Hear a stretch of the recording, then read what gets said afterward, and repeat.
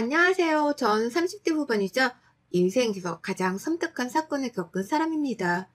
세상 태어나 이런 말을 제가 겪을 줄은 정말 상상도 못했어요. 공포, 스릴러, 호러. 저 참 좋아하거든요. 그런데 제가 겪은 일에 비교하면 세상 어떤 것과 비교를 해도 감히 무섭다는 말이 나오지 않을 정도로 소름이 끼치실 겁니다. 글로 표현하니 생생함이 전달되지 않을 것 같지만 인생에서 가장 두렵고 공포스러웠던 순간이었기에 꼭 구독자분들도 저라고 몰입하셔서 상상하며 사연을 들어주시길 바래요. 그럼 제 마음과 상황을 이해하실 겁니다. 저랑 남편은 한 살 차이였어요.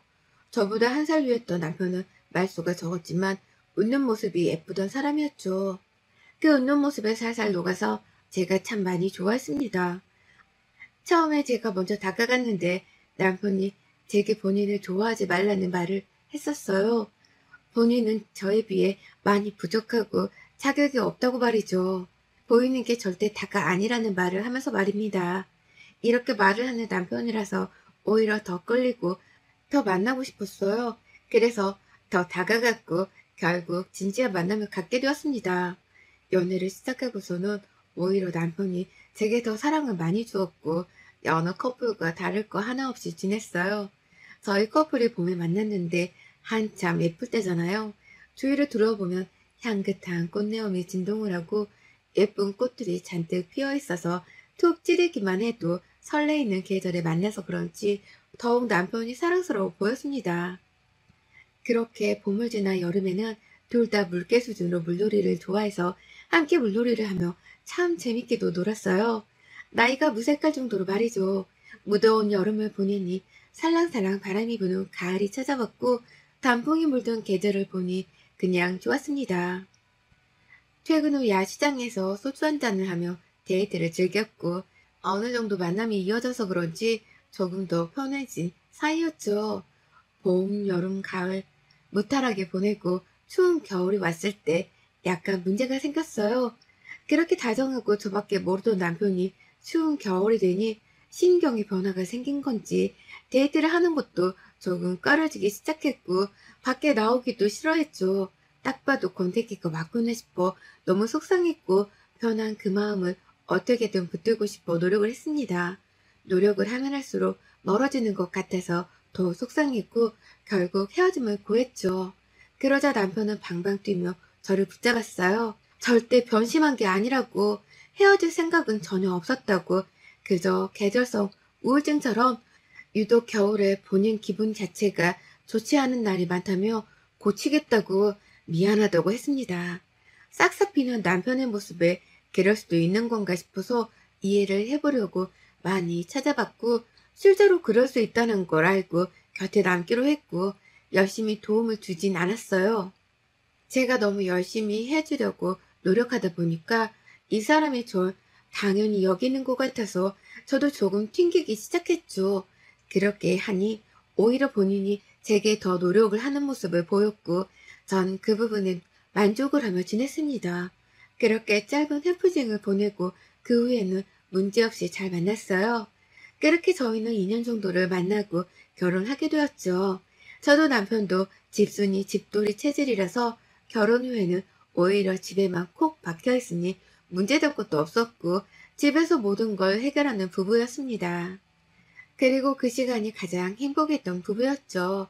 남편이 평소 습관 중 제가 배워야겠다 싶었던 게 영양제를 다양하게 시간별로 잘 챙겨 먹는 습관이 있었어요.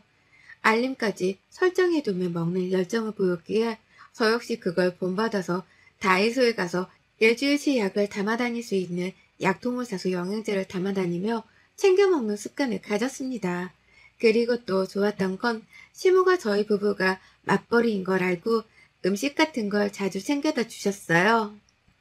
특히나 제가 원래 밤에 잠을 잘 못 이루는 편인데 그걸 아시고는 자기 전에 마시면 잠들기 좋은 차라며 직접 우려다 주시는 차도 있었죠. 그걸 따뜻하게 자기 전에 데워 먹으면 진짜 너무 숙면에 취하게 되었고 덕분에 불면증이 사라지게 되었습니다. 다만 뭔가 개운하다기보다는 자꾸 몸에 힘이 빠진다고 해야 하나요? 정신이 조금 해롱해롱한 느낌이 있어서 너무 오래 푹 자고 그런가 싶었죠. 시모는 시집살이와는 거리가 멀 정도로 저희 부부에게 정성을 다해주셨고 그런 마음이 늘 감사했습니다.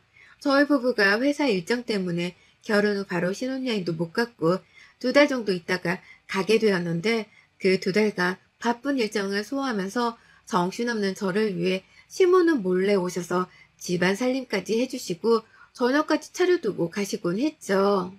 어머님, 오셨으면 같이 저녁이라도 드시고 가시지 왜 그냥 가셨어요? 어? 아니다. 나는 집이 편해서 너희 편하게 먹고 요리 너 내가 준 차 잘 마시고 있니? 효과는 좀 있어? 네. 그거 마시면 진짜 완전 골아 떨어져요. 그거 뭐 우리신 거예요? 불면증에 좋다는 거 다 해봤는데 효과가 다 없었는데 이건 진짜 대박이에요, 어머님. 좋다는 약재란 약재는 내가 다 구해다 우린 거야. 정말 귀한 거니까 누구 주지도 말고 너만 마셔라. 몸에도 좋은 거니까. 늘 감사해요, 어머님. 일 좀 한가해지면 꼭 좋은 곳 모시고 갈게요, 어머님. 그래, 알겠다. 재승이 좀 바꿔줄래? 나야. 누가 봐도 천사인 시모였죠. 시모 덕분에 진짜 손에 물 한 방울 묻히지 않고 편하게 사는 며느리였습니다. 남편과도 별탈 없이 잘 지냈죠. 그러던 중 업무 때문에 통화 녹음본을 찾아 듣다가 잘못 눌러서 시모랑 통화한 걸 듣게 되었어요. 그러다 이상한 걸 들었죠. 간혹 저렇게 제 자동 녹음이 되는 걸 제 핸드폰으로 시모랑 통화하다 남편을 바꿔달라고 해서 둘이 통화할 때가 있었는데 그럴 때 둘이 뭐라고 통화하는지 전 몰랐습니다. 관심도 딱히 없었고요. 그런데 이상한 내용으로 대화를 했더라고요. 요리 이상한 김새 안 보이지? 그런 거 없어. 그래, 잘 고르긴 한 것 같은데 그래도 항상 조심해야 해. 증상 나올 것 같으면 이상하면 꼭 엄마한테 전화하고 알겠지? 한동안 조용하긴 한데 언제 또 그럴지 모르니까. 응, 나도 알지. 네가 고생이 많다. 그리고 얼른 임신시켜. 그래야 팔목 딱 잡을 수 있으니까. 임신시키고 회사 그만두게 해. 격려 단절 딱 시키고 이도저도 못하게 해야 도망도 못 가지. 안 그래? 응, 그럴 생각이야. 누가 봐도 수상한 대화였고 전 너무 놀랐어요. 이걸 남편에게 그대로 들려주고 뭐냐고 물을까 고민도 했지만 어설프게 물어봤다가는 되려 머리를 써서 솔직하게 말을 해줄 것 같지 않았습니다. 뭔가 이들의 대화를 더 엿들어야겠다고 생각을 했고 이런 식으로 엿듣기 위해 제 핸드폰으로 전화를 먼저 걸어서 일부러 남편을 바꿔주는 식으로 전화를 했죠. 그러나 그 후 이상한 듯한 대화는 있었어도 딱 이거다 싶은 대화가 없어서 애매한 상태로만 남아있었습니다. 그러던 중 2달이 지났고 예약해둔 신혼여행을 제주로 떠나게 되었죠. 뭔가 행복하지만은 않았던 게 전 전화 녹음을 들은 후 내내 마음이 찜찜하고 불편하거든요. 그래서 기분이 마냥 좋지는 않았습니다. 신중해서 나쁠 건 하나 없으니 신중하게 대처하기로 했고 전 평소처럼 하기 위해서 노력을 했어요. 그런데 비행기를 타고서부터 남편이 이상했습니다. 갑자기 중얼중얼 거리면서 뭐라고 말을 했죠. 중얼중얼. 뭐라고? 크게 말해봐. 안 들려. 중얼중얼. 여보, 뭐라는 거야? 안 들린다고. 뭐? 미쳤나봐? 조용히 해. 소리를 지르고 그래? 죄송합니다. 그 조용한 비행기 안에서 홀로 중얼거리면서 뭐라고 하던 남편은 갑자기 뭐? 라면서 고함을 질렀고 전 너무 놀랐어요. 정말 이상했고 그 이후로 저 역시 기분이 상해서 말을 걸지 않은 채 제주도에 도착해서 수화물을 찾고 렌트카를 탔죠. 차를 타자마자 출발도 하지 않은 채 남편은 본인의 작은 가방을 뒷자리에 막 뒤집더니 뭘 찾는 겁니다. 뭐 하는 거야? 뭘 찾는데? 조용히 해. 한마디도 하지 마, 너. 아니, 당신 아까부터 왜 그래? 뭔데 지금 소리 지르고 짜증내는데 자꾸. 야, 거슬리게 하지 말고 입 다물라고. 알아들어? 주둥이를 확. 뭐라고? 남편의 저런 거친 모습과 말투, 표정은 처음 봤어요. 그리고 뭐에 미친 사람처럼 뒤집은 가방 속에서 찾은 건 영양제를 넣어둔 그 약통이었고 그걸 쥐더니 물도 없이 바로 꺼내서 먹는 겁니다. 알람도 울리지 않았는데 말이죠. 너무 황당해서 말이 나오지도 않았고 전 머리끝까지 화가 나 있는 상황이었어요. 저희는 원래 도착하자마자 맛집을 가기로 했으나 그렇게 고프던 배도 고프지 않고 너무 황당해서 말이 나오지 않았죠. 그냥 숙소로 바로 가자고 했고 가는 동안 내내 중얼중얼거리는 남편을 보며 인상만 쓰고 있었습니다. 그러다 결국 제가 못 참고 그 약통을 딱 손에 쥐고 말했어요. 당신 지금 이 태도가 뭐야? 소리를 지르질 않나 주둥이를 확? 지금 나한테 대체 왜 그러는데? 겨우 이 영양제 하나 때문에 온갖 짜증을 다 낸 거야 지금? 야, 손대지 마. 남편은 소리를 지르는 동시에 달리는 차를 막다른 길에 확 들어가 세워버렸고 저에게 이어 소리를 질렀어요. 손대지 마. 손대지 말라고. 내 눈에 보이게 둬. 냅둬. 아무것도 하지 마. 건들지 마. 왜 이래 대체? 정말 당신 미쳤니? 미쳐? 미쳐? 그러더니 소름 끼칠 정도로 갑자기 막 웃더니 저를 한번 딱 쳐다보고 출발했습니다. 이때 전 공포심을 느꼈고 대체 이게 뭐지 싶어서 머리가 하얘졌어요. 분명했던 건 그간 제가 알던 사람은 아니었던 거였죠. 많은 생각을 하며 그저 창밖만 바라보고 있는데 여기서 또 이상했던 건 공항에서부터 바뀐 동선까지 내내 저희 차만 졸졸 쫓아오는 렌트카 한 대가 보였습니다. 우연이겠지 싶어 말았으나 자꾸만 오길래 이상해서 차 번호판까지 제가 봐뒀는데 정말 내내 쫓아오더군요. 그래서 전 머리를 써보기로 했습니다. 저 차가 누가 탄 건지는 몰라도 미행을 하는 게 맞나는 확인하고 싶었죠. 그 와중에 남편에게 화장실이 급하다고 했고 마침 편의점과 카페가 있는 거리가 있길래 급히 차를 세워 전 화장실을 가는 척 했습니다. 그리고 나왔을 때는 당연히 그 차는 지나갔어야 하는데 저희 차 바로 뒤에 너무 티나게 있는 거예요. 그렇게 저희가 출발하니 또 따라오고 있었죠. 싸웠고 무섭고 공포스러웠으나 저 차도 무서워서 남편에게 말했습니다. 뒤에 차 아까부터 계속 쫓아오는데 뭔지 알아? 화장실까지 들렀는데 쫓아오는 건 좀 이상한데? 나 지금 너 때문에 너무 열받고 예민하거든? 그니까 한마디도 하지 마.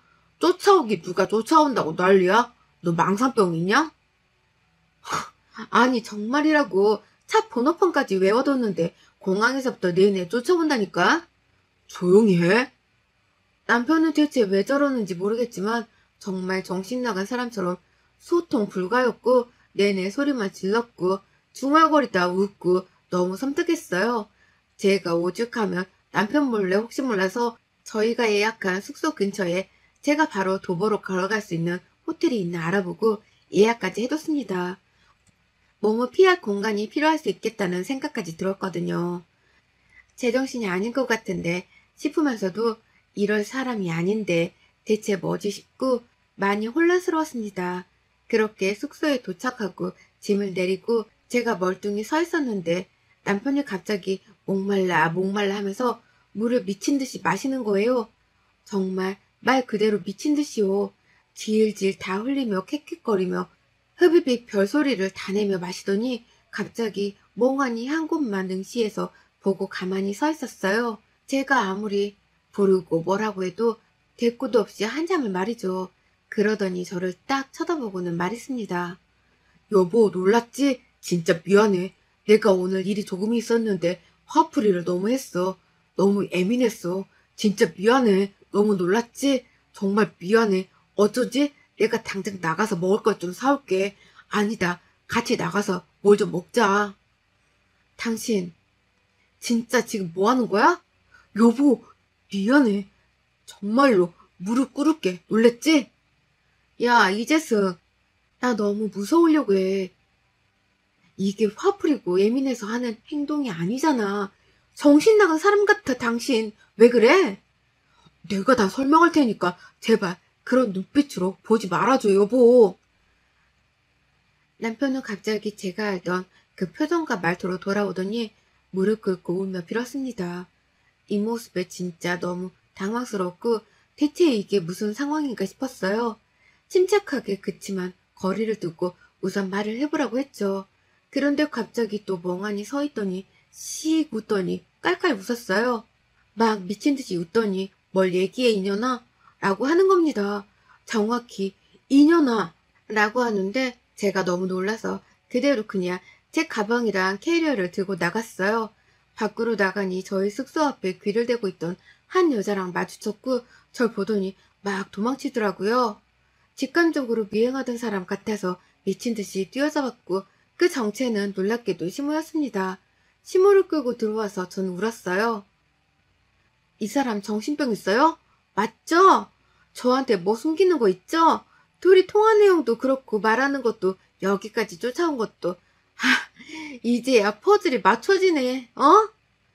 너 우선 조용히 해. 지금은 아니니까 조용히 있어. 얌전히. 내가 다 설명하마. 뭘 설명해요? 뭘? 미친 거 아니야?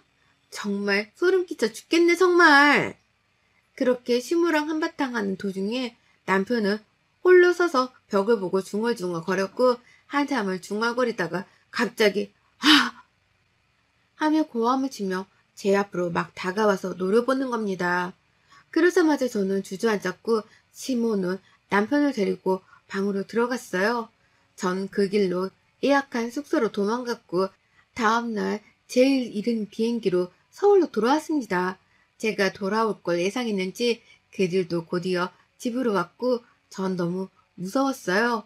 급하게 짐을 싸고 있었는데 시모와 남편이 왔고 남편은 제가 아는 모습인 상태로 왔더군요. 여보, 설명할게. 어딜 가려고 해? 제발 이러지 마. 나, 내 몸에 절대 손대지 마. 소름 끼쳐. 이거 사기 결혼이야. 알아? 설명해 준다니까. 우선 이 차 좀 마시고 진정 좀 해봐.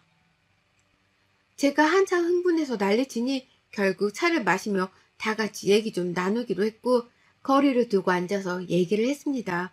하도 소리를 질러서일까요? 차를 벌컥벌컥 마셨는데 눈 떠보니 침대였고 잠든 저를 가만히 서서 쳐다보는 남편과 눈이 딱 마주쳤죠.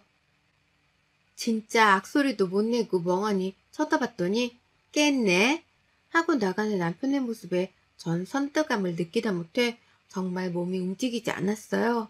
분명 대화를 나누고 있었는데 왜 전 침대에서 잠을 자고 있는 거고 남편의 방금 그 행동은 뭐고 제가 도대체 지금 무슨 일을 겪고 있는지 모르겠었죠.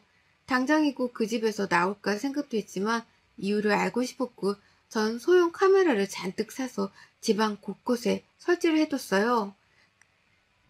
그리고 이제야 알 것 같았던 게 시모가 전류의 불면증을 치료해준다던 직접 무렸다던 차를 마시면 정말 숙면이 아니라 뻗는 거라는 걸 알았죠. 전 평소처럼 행동하며 자극하지 않았습니다. 그저 화가 난 척 삐진 척하며 평소처럼 지냈고 다만 차는 마시지 않는 척 버렸어요. 그렇게 하니 잠든 척하며 생생하게 들리는 소리들을 다 견디고 며칠을 참았고 카메라에 찍힌 사실들의 놀라움을 감출 수 없었습니다. 저희 집 작은 방 안쪽에 창고가 하나 있어요. 말 그대로 창고로 쓰이고 있는데 수납 공간이 워낙 많아서 창고지만 비워져 있고 거긴 사용을 안 했습니다. 그렇다 보니 제가 그 차를 마시고 침대에 가서 자버리는 게 아니라 가는 길에 그대로 쓰러져 버리는 거였고 그 차는 수면제를 잔뜩 넣어 만든 차였죠. 그렇게 거실 바닥에서 잠들어 버린 저를 방치한 채 남편은 저를 보며 실실 웃기도 하고 중얼거리기도 하고 밥도 먹고 TV를 보기도 했습니다. 더 무서운 건 그 안 쓰는 창고에서 시모가 살고 있었다는 사실이었죠.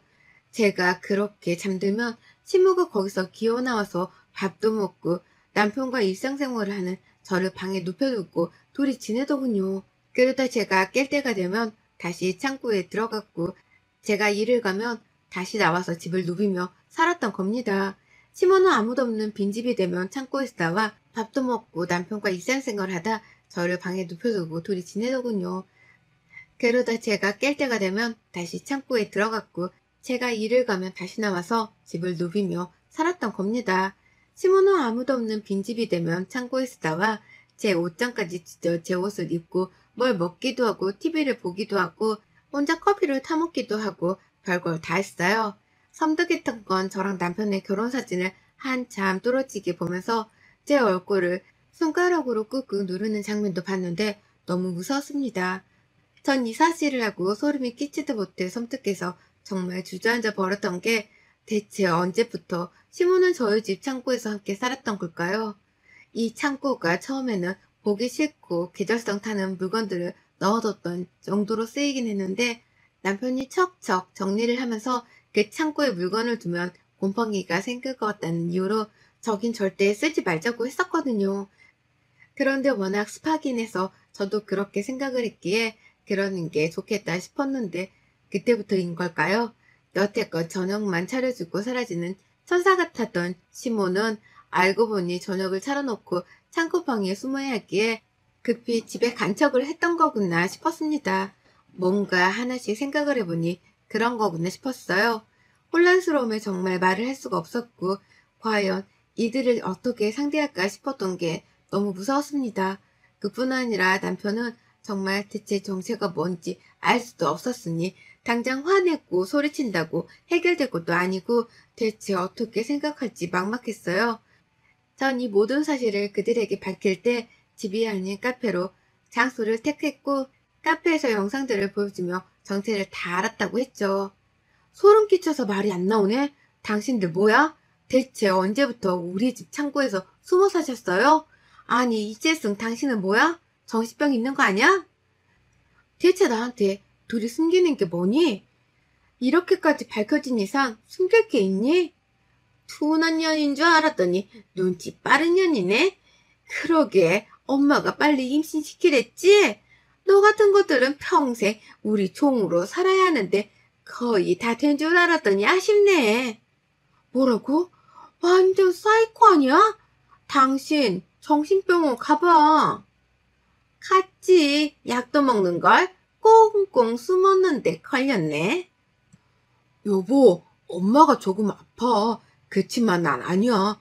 내가 엄마 옆에 두고 보살펴야 하는데 시어머니 모시고 살고 싶어 하는 며느리가 없잖아. 그래서 그랬어. 미안해. 너도 쉬어 그만해. 네가 제일 소름 끼쳐. 너도 네 엄마도 둘 다 똑같이 정신병자야. 난 아니야. 여보, 난 정말 억울해. 억울해? 억울이란 뜻은 알고 쓰는 거니요? 그만 까불어, 유리야. 사람들이 우리 왜 피하는 줄 알아? 무서워서. 우린 무서울 게 없거든. 조심해. 나 니네 부모님 집도 다 아는데 어쩌려고 그래? 이들과 카페에서 대화를 했으나 전 극심한 공포를 느꼈고 갑자기 호흡이 가빠지더니 과호흡이 나서 구급차까지 오는 소동이 벌어졌죠. 결국 친정 부모님도 모든 사실을 알게 되었고 다행인 건지 이 대화 내용도 제가 혹시 몰라 녹취를 해둔 상황이라 고소할 때 협박으로 같이 고소를 했어요. 이혼과 고소를 동시에 진행하니 그제서야 모든 이유를 알 수 있었어요. 남편은 빙의 쪽과 관련된 것 같은데 죽어도 시모는 아니라고 방방 뛰며 그저 정신 쪽에 살짝 문제가 있는 것뿐이라고 했습니다. 그러나 증상을 알아보고 겪은 것들은 보아하니 남편의 빙의가 맞는 것 같았어요. 남편도 제정신이 아니지만 시모 역시 제정신은 아니었습니다. 늘 먹던 영양제는 정신과 약이었지만 순간 진정을 시켜줄 뿐 효과도 없던 거예요. 결국 이 둘은 죗값도 받아야 했지만 정신병 등의 강제 입원 치료를 받고 있는 상황이에요. 그 이후 전 가끔씩 생생한 악몽에 시달려서 심리치료를 받고 있고 조금씩 회복 중에 있습니다. 재밌게 들으셨어요? 여러분의 생각은 댓글로 남겨주세요. 오늘도 시청해주셔서 정말 감사합니다.